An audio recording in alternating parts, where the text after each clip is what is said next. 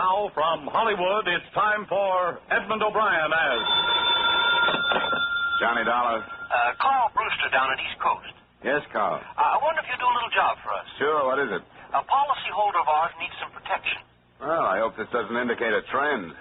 This is the second time an insurance company has hired me as a bodyguard. Isn't that rather unusual? Well, it's rather an unusual case. This girl, her fiancé, has spent the past 5 years in prison. He's being released tomorrow, and he swears that the first thing he's going to do is kill her. Well, that's cozy. Mm-hmm. I think she deserves some help. Come on down this afternoon, we'll talk it over.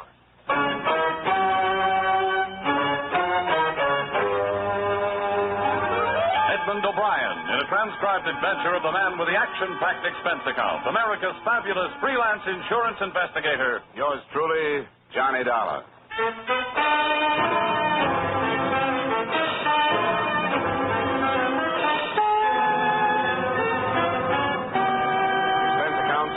Special Investigator Johnny Dollar to Home Office, East Coast Underwriters, Hartford, Connecticut. Attention, Carl Brewster. The following is an accounting of my expenditures during assignment on the Virginia Beach matter. Expense account item 1, $1.50 cab fare from my apartment to your office. Well. You're prompt, Dollar. How are you, Mr. Brewster? Or did we set any particular time? No, I guess we didn't. Mm-hmm. Well, I'm glad to see you anyway. Sit down. Thank you. Now, let's see. Oh, yes, the Browning girl. Janice Browning. How much did I tell you over the phone? That her boyfriend was getting out of stir and was going to kill her. What you left unsaid was that she probably deserves it. What's that? I don't hold much sympathy for these dames that get themselves involved with some hoodlum and then decide to get disinvolved the minute the going gets rough. But it's your money. I wouldn't jump to conclusions, Dollar. This is a pathetic case. Of course, the girl made a mistake in taking up with this fellow, but 5 years is a long time to think. And she realized her mistake. What did he go up for? I believe it was robbery. Do you know if she spent all the loot before she realized her mistake? Now, Dollar. Why doesn't she hire a bodyguard herself? Because she can't afford it. She has nothing. She turned to us because there was no place to go. Poor thing is in desperate fear of her life, Dollar. Surely you can appreciate that. Okay, give me the rest. And there's a little more. She's living in Virginia, outside of Norfolk, Virginia Beach. Janice Browning, was it? I have her address for you. Her fiancé's name is Robeson, Mark Robeson. And he's due out tomorrow. From the state penitentiary at Richmond. Just stay with her until we see what happens. She was here, Dollar. I talked to her. This will not be an unpleasant assignment for you. She must have something more than a policy to knock this whole company off its feet far enough to hire a bodyguard. That could spell bankruptcy if it went far enough.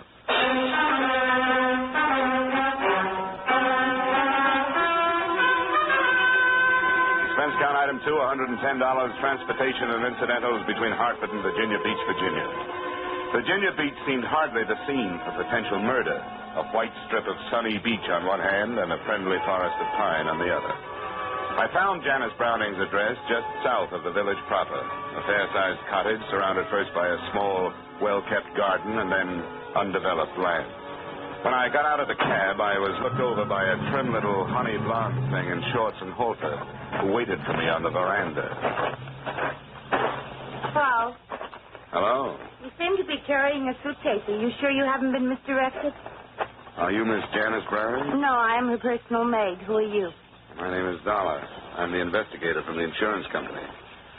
Did you say personal maid? Yeah. Did you say investigator? That's right.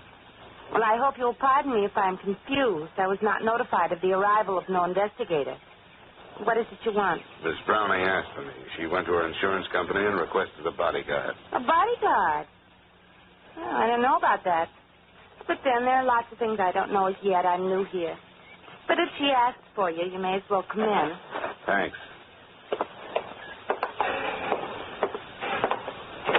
I suppose you were surprised when I said I was Miss Browning's personal maid because of the way I'm dressed, if you'll pardon the expression. As a matter of fact, I was surprised that she had one. Why'd you say that? I'd been led to believe that she couldn't afford things like that. Well, between you and I haven't been paid yet. But she seems to be very generous.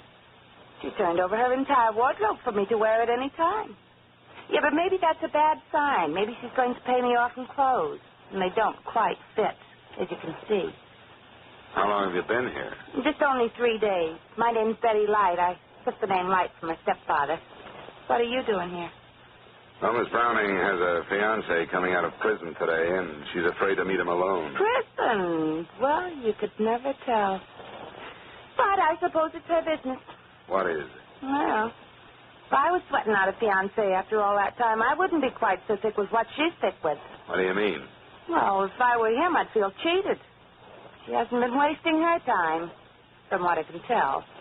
And in 1 week, that's plenty. But I shouldn't be gassing like this. Who is he? His name is George Masters. And if there's a fiancé on tap, he'd better be careful.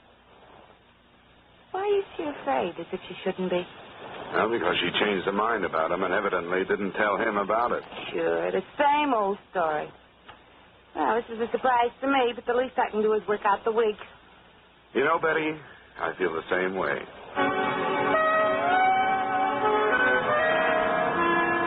It was just past midday when I arrived, and wasn't until almost 5 that a cream-colored convertible coasted into the driveway carrying a man and another honey blonde.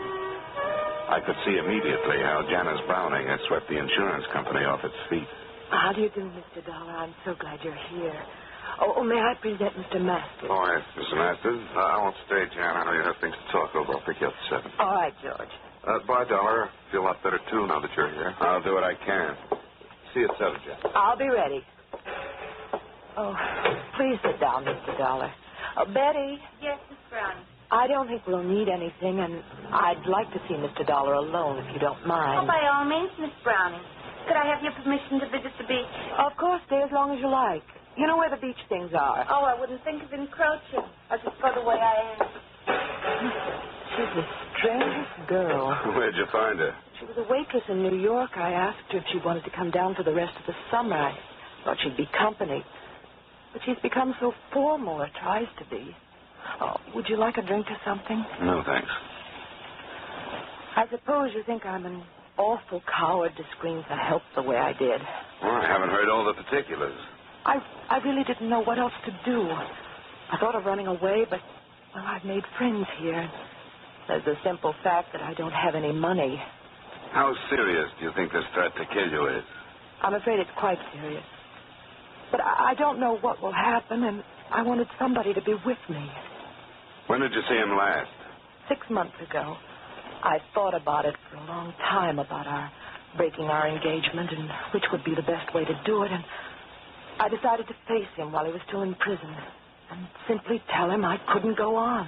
Well, that wasn't the easiest way to hand it to him. I know, but it was the fairest, I thought. He didn't create a scene or anything, but I'll never forget his expression. He just looked at me and said, "Have your fun. You've only got 6 months, because when I get out of here, I'm going to kill you." Well, now the 6 months are up. He's been let out. He knows you're here? Yes, he'll come here. Your friend Masters said he was going to call for you at 7. Where were you going? Just to dinner and maybe a club afterward. I think you'd better cancel it. Why? I'll go crazy if I have to sit in this house and just wait. I don't want you to come back here after dark, for one reason. If you can't go a long distance and stay, I don't want you to leave at all. The village is too small. If he knows it, he'll find you. I'll be with George. Look, you managed to put the responsibility of this thing into the lap of your insurance company, and they handed it to me. Now, I want you to stay here where I can keep my eye on you. All right, Mr. Dollar. I'll do anything you want me to. Good. Oh, you might mix that drink you offered. Scotch, if you have it, and plain water.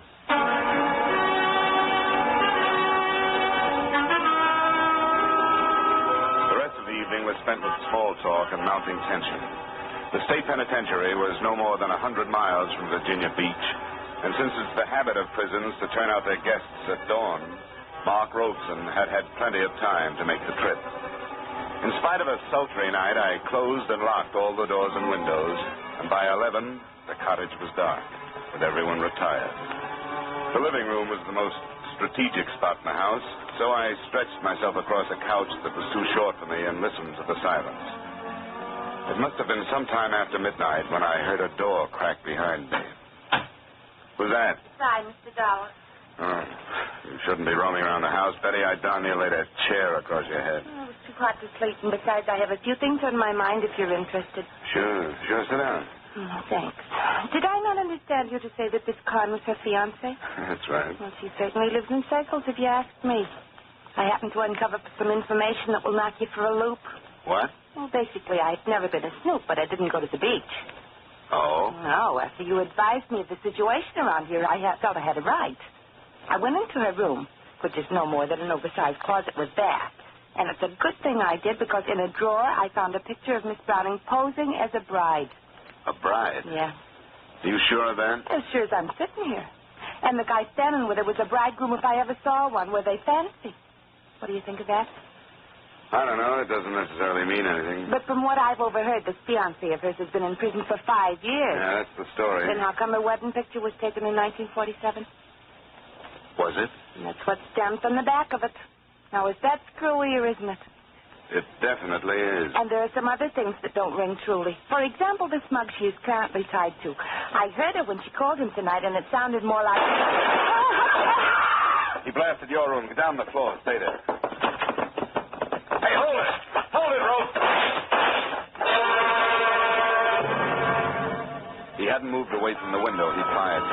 When I got to him, he was still pointing the now empty gun at me, pulling the trigger and looking down at it stupidly. Get away. I won't go back. I don't have to stay in the hospital now. I'm all better now. Give me the gun, Robeson. It's empty. No. It's mine. You're one of her men. She always had men. No, I'm not one of her men. Let's go in the house and calm down.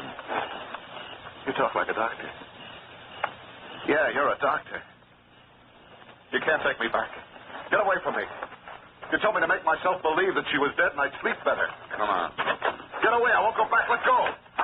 Don't cause any more trouble, Rope. Come on. I won't go back. Let go, Rope. No. Now I don't have to go back. Let go.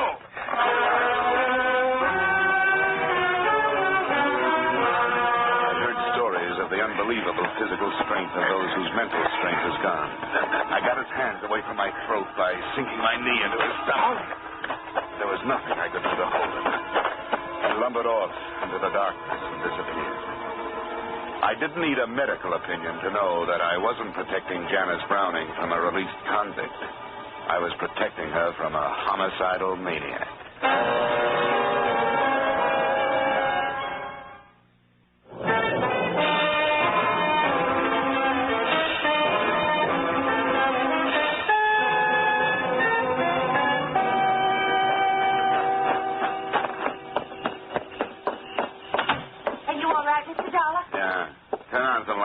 But stay away from the windows. I doubt if he'll come back, but he might. That brute is still on the loose? Yeah. Where's Miss Browning? She's still in her room. I heard her bawling, but she's stopped now. Miss Browning? Yes? I'm coming in. Where is he? I couldn't hold him. Where's the light switch? No, don't turn on the light. He thinks he killed you. He won't come back tonight. Well, why don't you go ahead and say it? Oh, I'd better not. As a matter of fact, I don't mind your lies or the way I was dragged into this. But what really stinks is you're hiring that girl because she looks enough like you to be mistaken for you at a distance. You give her your clothes to wear and you put her into your room. Well, she'd be dead now if she hadn't come into the living room. I'm not trying to pass the blame, but it was George Masters' idea. He remembered her and thought bringing her here might be a way to save my life. Robeson's your husband, isn't he? Yes, he's my husband. What's he doing running around loose? He escaped from a hospital in Pennsylvania. He's been there a year. He tried to kill me before he was committed. Why didn't you tell the insurance company the truth? I did. No, you didn't. Yes, I did. It was Mr. Brewster's idea to tell you that he was coming out of prison. He thought you wouldn't take the job if you knew the truth. Well, he was right, and I'm leaving the job right now. You have every right to. You can get yourself some protection around here. I couldn't when I tried. I went to every private detective in Norfolk and Portsmouth. None of them would take the case? No. Well, what about the police? What is this, county out here? Yes, it is. I notified the sheriff's office, and they promised me extra patrols, but that's the best they could do. Well, how'd you happen to turn to the insurance company? Well, George Masters is my lawyer. He suggested it. Mr. Dollar, I'm not begging for help or excusing anything I've done, but I've been half crazy with fear, and The awful lost feeling when nobody would help me. I had to do something. What about your lack of money? Was that a lie, too? Oh, every penny I had has been spent on treatment for Mark. I borrowed from George on my insurance. I sold our house in Connecticut, and that money's gone. This property is all I have left, and I borrowed against it. I guess you've had your troubles. Who can I talk to about your husband? You mean a doctor? Yes, I thought maybe a doctor might know what Robeson would do next. Well, Dr. Becker came on to Norfolk after he warned me that Mark had escaped. His phone number is in the little book on the stand. Well, I hate to bother him, but I'd like to have him come out tonight. Mr. Dollar, Yeah? you're staying? Well, not any longer than I have to. Hey, you better get up and have a drink. You're shaking like a leaf.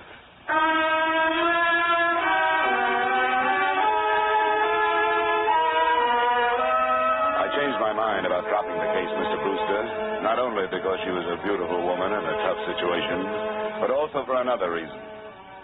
I awoke Dr. Becker at his hotel in Norfolk, and after I outlined the night's events to him, he agreed to come out.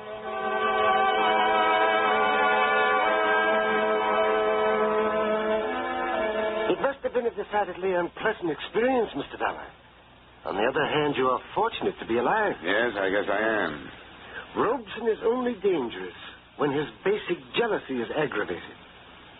You say you arrived with luggage? That's right.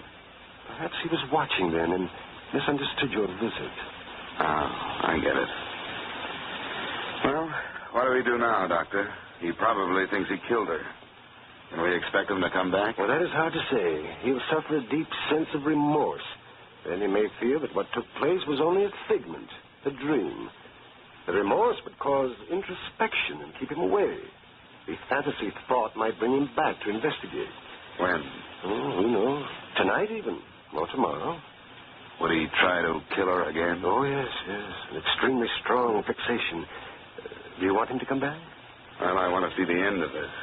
That's the best way I can think of. I'll keep his wife here tomorrow outside so he can see her if he does come. She's the one who really has suffered, the poor girl. I wish there were a way to ensure her safety. We could alert the police. Well, with the police on the scene, then he would not return. Here she comes. Hello, Dr. Becker. Oh, good evening, my dear. Morning, rather. Oh, I'm so sorry about the trouble. I'm afraid it can't be helped. I was so sure at one point that he was responding to treatment. Oh, I know you've done your best, Doctor. Mr. Dollar, I may be imagining things, but I'm awfully worried. It'll be all right. No, I mean, I tried to phone George, and there's no answer. It's after 2, and he should be at home. Mark knew that George and I have always been friendly. Would there be any danger to this man, Doctor? Oh, I hardly think so. All of your husband's aggressive urge was directed toward you, Janet. Well, could we go and see if everything is all right? I can't help it. I'm worried. Where does he live? In the village. It's not far from here. Could we borrow your car, Doctor? Oh, by all means, my dear. Here's the key. You'll come with me, Mr. Dollar? Oh, I'm not letting you go alone. We'll be back as soon as we can, Doctor.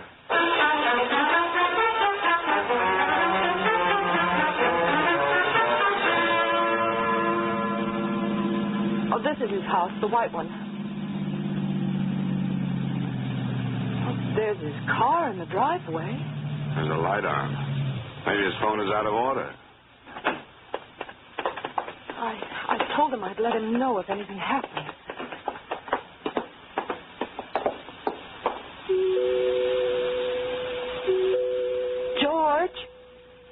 George, it's Jan. Doesn't answer. I want to go in. Let's see. It's unlocked. George? Light's coming from a room back there. Oh, that's his study, where the phone is. Well, we can check that then.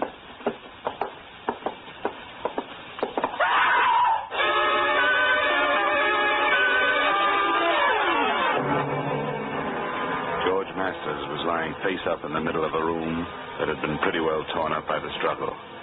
The first thing I noticed were the bruises left on his throat by the hands that had choked him to death. I noticed another thing when I went to the desk to phone the police. There was a gun lying on it, and I would have sworn that it was the same police special Mark Robeson was carrying earlier in the evening. took Dr. Becker to quiet Janice Browning after I literally dragged her out of the master's house and got her home. Well, I hope she can rest now, but she's dangerously near to mental collapse herself. Yes, I can understand that. Is there anything further that I can do, Mr. Dollar? Nothing now, Betty. Get some sleep if you can. Sleep? Who could sleep?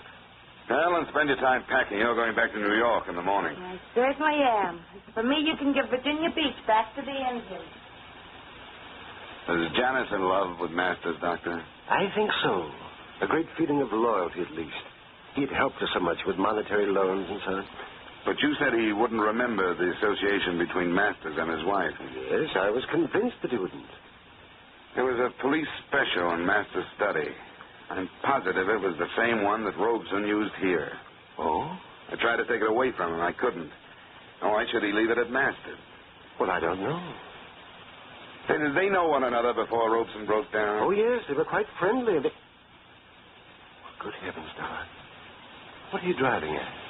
Janice borrowed from Masters on a life insurance policy. That usually means making the lender a beneficiary. I don't know how much the policy was for, but I'm going to find out. Well, I dislike having to agree with you, Dollar, but I do. In Robeson's warped mind, Janice was the archenemy. It would have been quite easy for Masters to inflame Robeson to the point where he would kill his own wife. Oh, Mr. Dollar! Mr. Dollar! What is it, Betty? He's back. That man, he came back. All right, take it easy. You're all right. But I saw him. He was looking in the window. The one he shot through. Doctor, take care of her, will you? I'd better get back to Janice's room.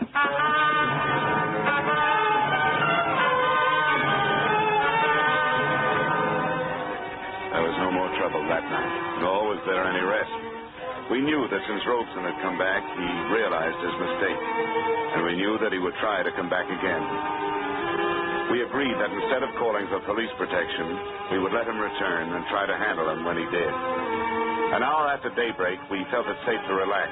And it wasn't until noon that I drove Betty Light into Virginia Beach and put her aboard a bus bound for the comparative safety of New York. Before I started the return trip, I made a swing past George Masters' house, convinced the deputy sheriff in charge that I had a right to poke my nose in, and got myself back into the study. I suppose it'd be all right if you'd go in. They took up all the evidence they wanted, I guess. What was that, Sheriff? All the things that pick up prints. Here you are. What do you want to look at? Some of his papers. I won't interfere with your work, but I'd like to know how he stood financially. You think that has something to do with it? No, I don't know. It might. They dusted all them drawers, so I guess it's all right if you pull them. He's a lawyer, you know. Yeah, I know. Then the deal's wide open. A lot of people didn't like him. Oh? I didn't know that. What's that book? It's a ledger. Kept his account in it. What'd you find? Janice Brown. Who's that? Somebody he loaned some money to? Ooh, I'll say he did. $20,000. That's all I wanted, Sheriff. Thanks, and I hope I haven't caused you too much trouble.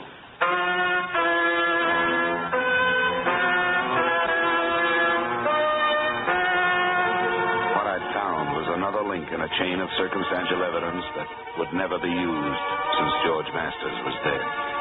He had loaned Janice Browning the thousands she had spent on treatments for her husband, and it was obvious that there was no chance of her ever being able to pay him back. The last notation revealed the fact that a $5,000 loan had been made on her insurance policy in April. A long-distance call to the company told me that the policy was for $50,000 and that George Masters had become the sole beneficiary the same month, April.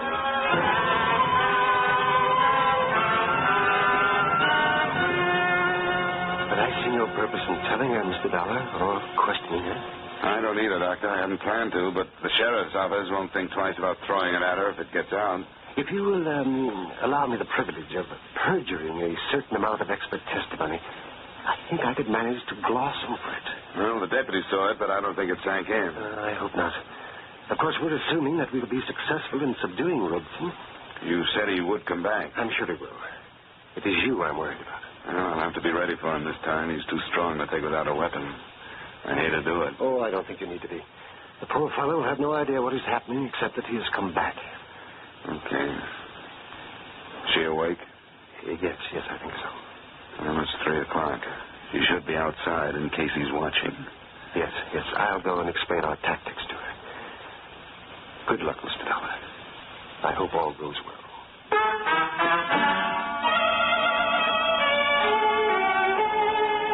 It seemed almost cruel baiting the trap, but it had to be done. We paraded Janice Browning through the garden in her most fetching get-up until dark, and then sent her in to sit in front of an open window. I don't know how she held on to her own sanity. I do know that I had a little trouble myself.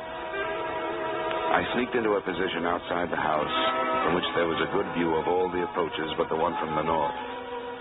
He arrived at about 10:30. He was moving toward the living room window, and I started toward him. Hi, Mark. What? I can't see it. I'm George Masters. You remember? George Masters? That's right. It's your fault. She wasn't in that room. Did I tell you she was in that room? You are George Masters. He made a mistake. I told him, and he said I made a mistake. You're the doctor. Get away from me. We'll do it right this time, Mark. Come here. George Masters is dead. You aren't George Masters. No, I'm not, Mark. But you'll have to come with me. No, I don't. I won't go back to the hospital. I won't let you. Mark, Robeson, don't. Get away. No, I don't. I'm sorry, Robeson.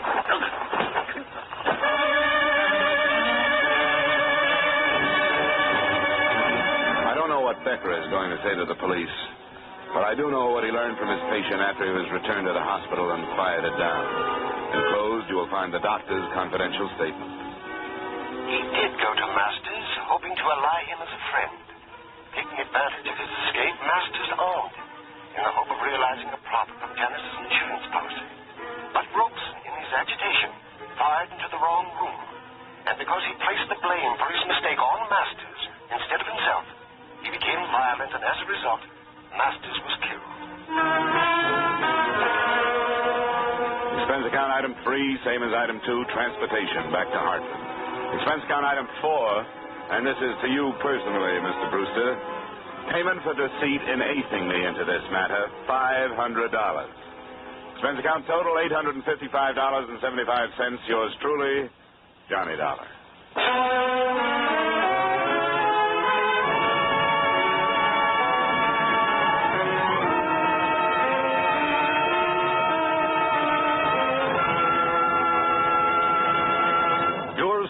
Johnny Dollar stars Edmund O'Brien in the title role and is written by Gil Dowd with music composed and conducted by Leith Stevens. Featured in tonight's cast were Bob Sweeney, Virginia Gregg, Gene Bates, Hy Averback, and Howard McNear. Yours truly, Johnny Dollar, was transcribed in Hollywood by Jaime Del Valle.